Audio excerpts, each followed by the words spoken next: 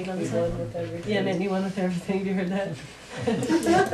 So that's like, suddenly that becomes available. When we work tomorrow, I will be taking us through the big mind process, and hopefully we'll be able to glimpse some of that perspective shift also tomorrow. So, okay? And the second half of that joke? What? He pays with the $20 bill, and the vendor just goes on to the next customer and he says, "Hey, where's my change?" The vendor says, "Change comes from within." Oh, great. I've never heard that. That's great. So we're going to make a little bit of a transition now. Let me see what time it is. It's 8. Okay. Yeah, so what we're going to do is we're going to do a little kiddish. And I'm going to do this agenda, the schedule. Perfect. So the wine will come in as you do the schedule. Yes. You want to take maybe a 15-minute break, or do you want to? Or do we already take a break? I don't think we need a break. We already took a break, We just right? had one, yeah. Do we need a break? If you We're need good. to hit the restroom, feel free.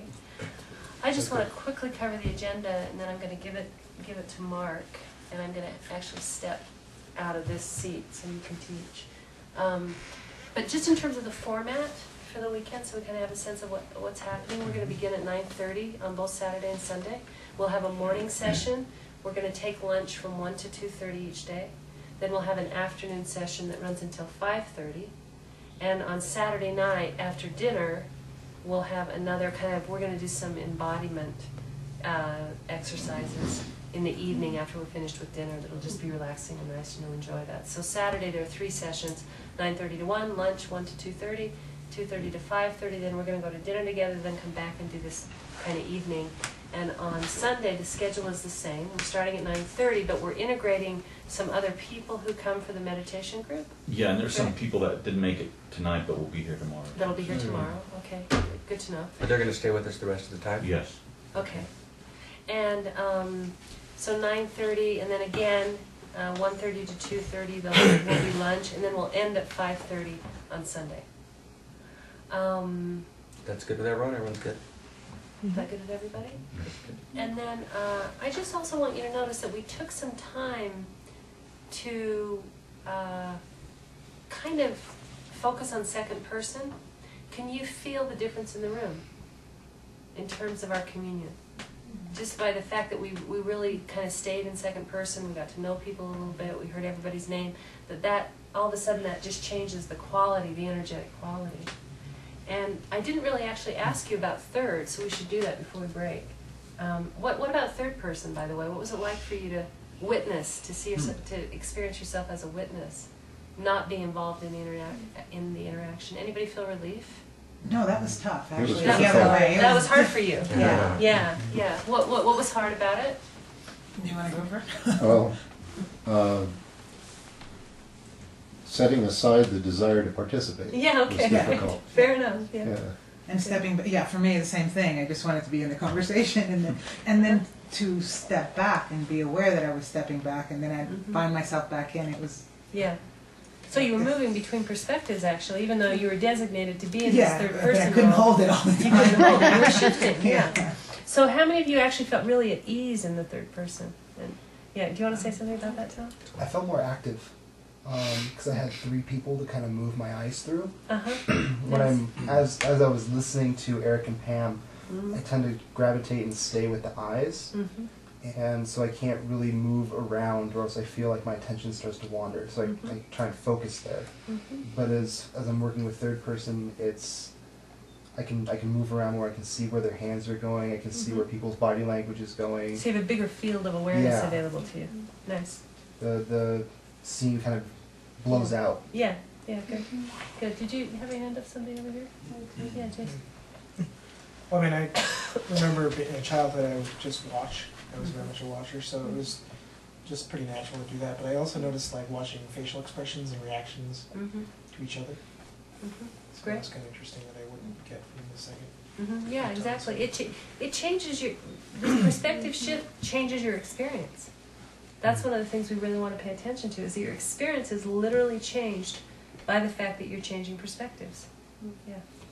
Yeah, to me it seemed like a really sacred role, like the listener's kind of holding the speaker, but it felt like I was silently holding them both, like they didn't have to be so aware, but that I was kind of there for both of them.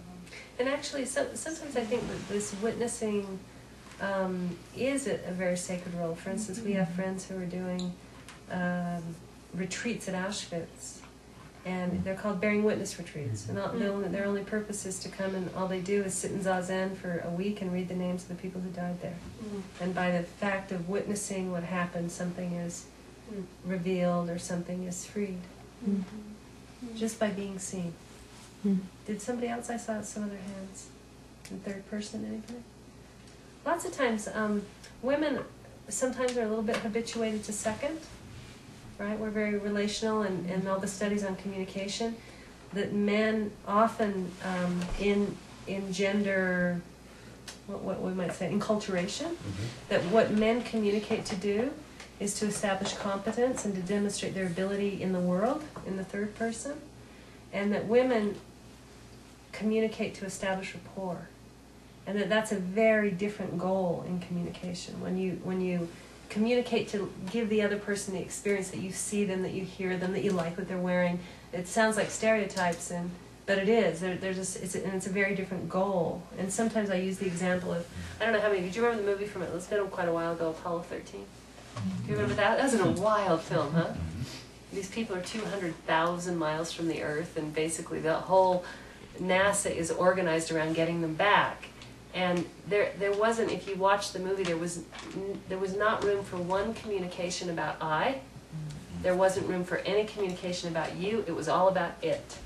And if anybody didn't have anything to contribute about how they were going to get that spacecraft back to Earth, there was no place for it. So it's just really important to notice that.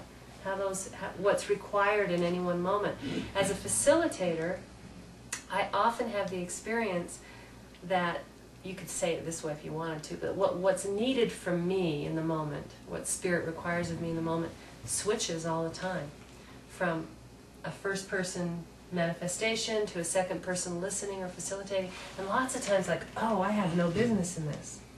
Like when you really recognize that you have no business in a situation and that your only job is to just be available as a witness, it's a really freeing moment and a really important moment when it's sort of like karmically, it's not your moment, it's somebody else's, and your job is just to be there, as you said, and see it happen, or watch it happen, or witness it happen, and to really kind of develop a sensitivity around what's being asked for me in this particular moment, in this way. So Yeah. you had said what was your favorite, and I habitually kind of was like, oh, or where was I comfortable? Actually, Yeah. I was, second. But when I review what happened, actually, I liked third Okay.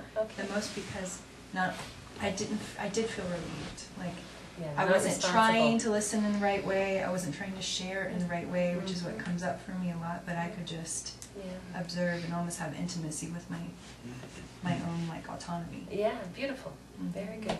All right. So now what we're going to do is we're going to pick up on something that we're going to pick up on again tomorrow more deeply, and then Sunday more deeply. And now we're just going to do it as a practice, okay? I'd like everyone to just kind of just sit up, just do whatever change of thing is just to sit up. And it's a very simple practice. It can take only about 3 minutes.